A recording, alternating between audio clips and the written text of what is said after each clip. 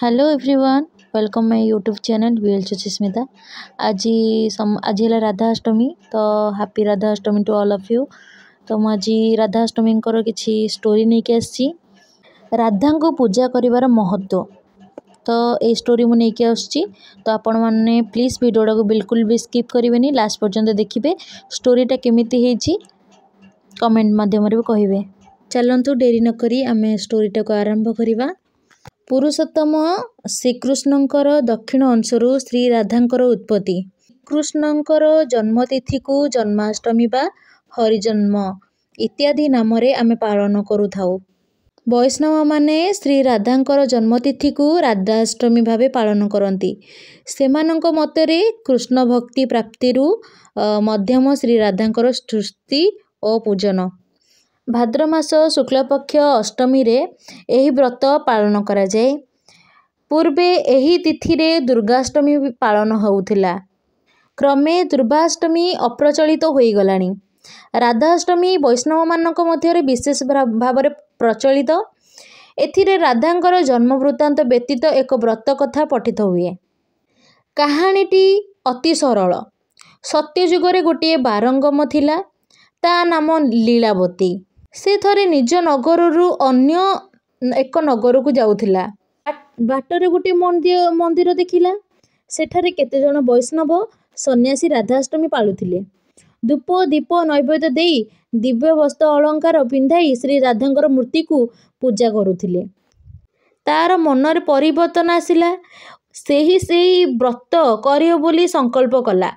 संकल्प करिबा क्षणी तार सबु पाप दूर हैला। से मूर्ति परे वैकुंठ को गला।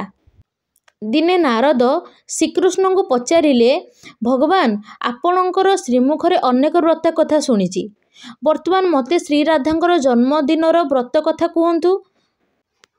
श्रीकृष्ण कहिले, देवर्षि तुमे मोर प्रिय भक्त, सेथिपाई तुमे ए व्रत श्रवण करिवार योग्य अट।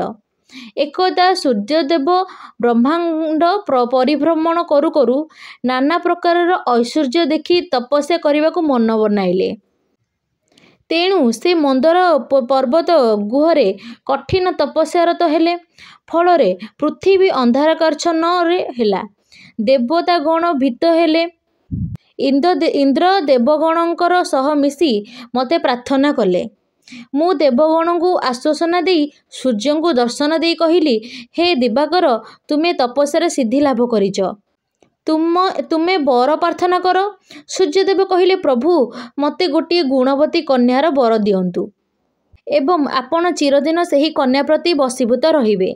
एही व्यतीत मोर आउ किछि नाही। मु तथास्तु कहली।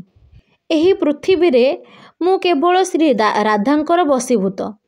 श्री राधा एवं मो भितरे कौनसी प्रभेद नहीं। मु पृथ्वीर भार लाघव पाई वृंदावनर नंदलाय रे अवतीर्ण हेबी। तुमे सेठारे वृक्षभानु राजा नाम रे जन्मग्रहण करिब। श्री राधा तुमर कन्या रूपे अवतीर्ण हेबे। श्रीहरि मथुरा रे जन्मग्रहण करी नंदालय को आसिले। सूर्यदेव वैशकूल रे वृक्षभानु नाम रे जन्मग्रहण कले। यथा काले गोपकन्या कीर्तिदांक सहित तांको विवाह हेला। भाद्रव मास शुक्लपक्ष अष्टमी तिथि विशाखा नक्षत्र रे कीर्तिदांक गर्भरे राधिका जन्मग्रहण कले। गोपगोपीगण आनंद रे श्री राधांकर जन्म पालन करिथिले।